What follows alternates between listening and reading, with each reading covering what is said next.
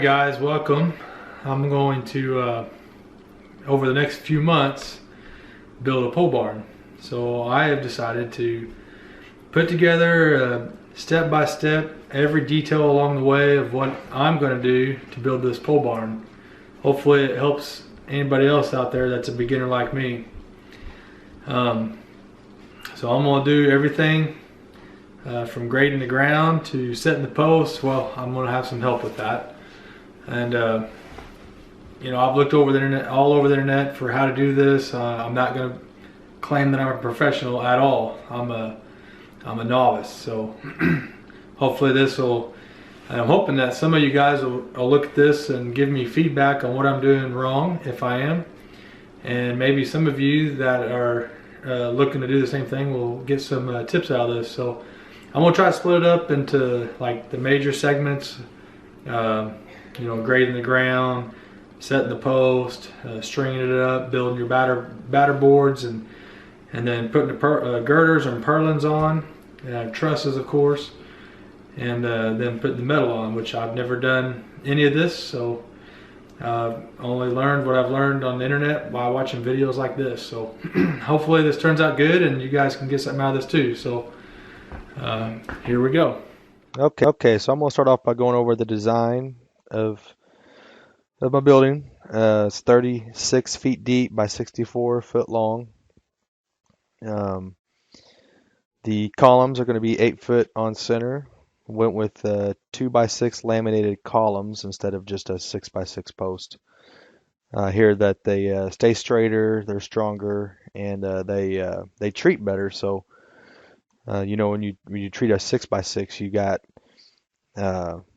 less surface area to treat, and you know, 3 2x6s they treat better, should last longer in the ground.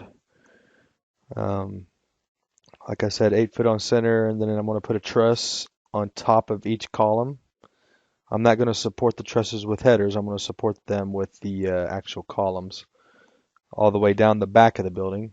So you can see all 7 trusses are supported by a column. And then on the front of the building,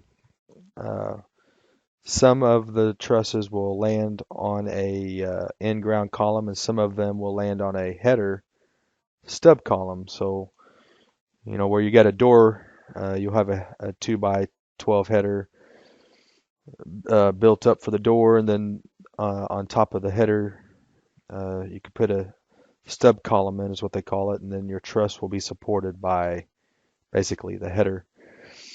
On the roof, for the purlins, 2x4 purlins, supporting them with purlin hangers down the middle of the building, and on the ends, the last end truss is set a little bit lower so that the purlin is extended out from the building on top of the truss, and then you can use the purlins as your overhang. I've seen several buildings designed like this, so that worked out pretty well.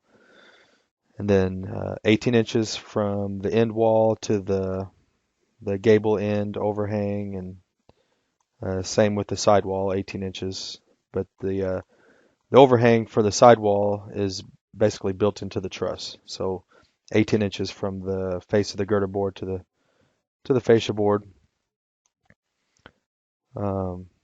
9 windows around the building. All the windows are just 3 foot by 3 foot, framed out with 2x4s. It's going to interrupt one row of girders. I'm just going to cut exactly 36 inches out from a girder and then frame out the window with 2x4s, as you can see here. The girder spacing's 36 inches from the skirt board to the first girder, and then that'll be the wainscot height. Is I'm going to put brown wainscot all the way around the building, then ash gray up the sides. The rest of the girders are about 25 inches up to the trusses, and then the end truss will act as the nailer for the rest of the sidewall. In the front, I put 3 overhead doors. 2 of them large size. These are 12 foot wide by 10 foot tall, and then 1 everyday use door. This is 10 foot wide by 9 foot tall. I'd highly recommend going wider than uh, than 9. I think a common size is 10 by 10, but I decided to go 12 foot wide by 10 foot tall. Makes it a little bit easier backing stuff in. Then a couple service doors, one of them for the apartment side. Uh, you can see I've got a bathroom I plan on putting in, and maybe a little kitchenette, and maybe a little TV sitting room or something, just like an apartment, somewhere to go hang out. Um, and then the service door for the shop side, so there'll be a wall up between here someday. Uh, got everything I need to build a porch overhang. It's gonna be 8 foot out from the wall, and then a concrete patio out here, so a little bit of shade to entertain guests or do something out in the barn. Uh, so from grade, this is the green area here, up to the softening, basically 12-foot walls. Um, so that's basically the design of the building.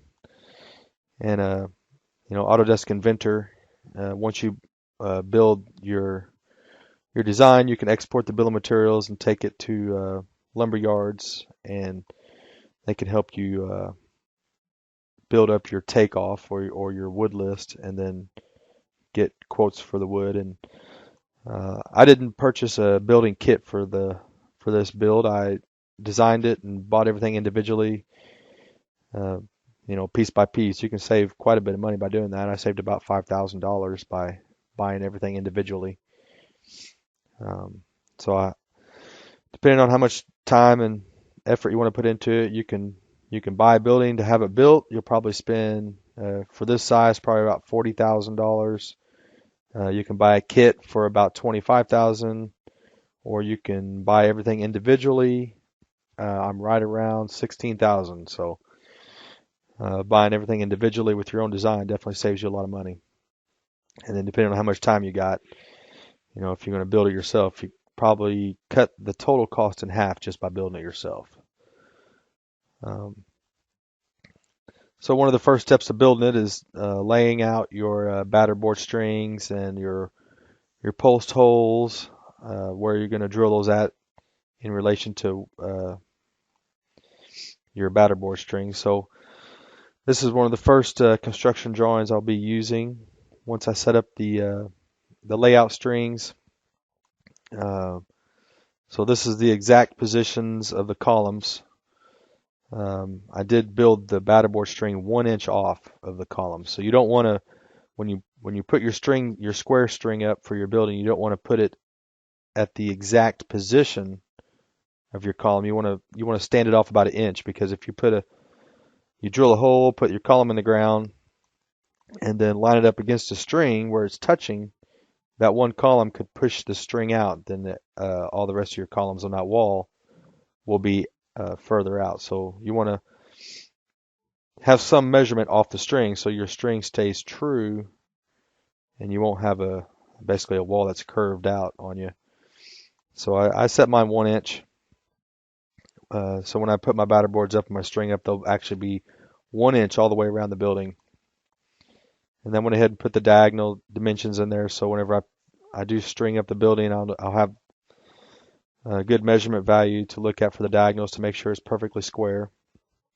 And then I'll mark the center of the columns, 3¼ inches off the string, so I'll know that's the exact center of all the drill points. And then also, when you measure your post positions, you don't want to measure from post to post to post all the way down. You want to measure from the end string to the post position.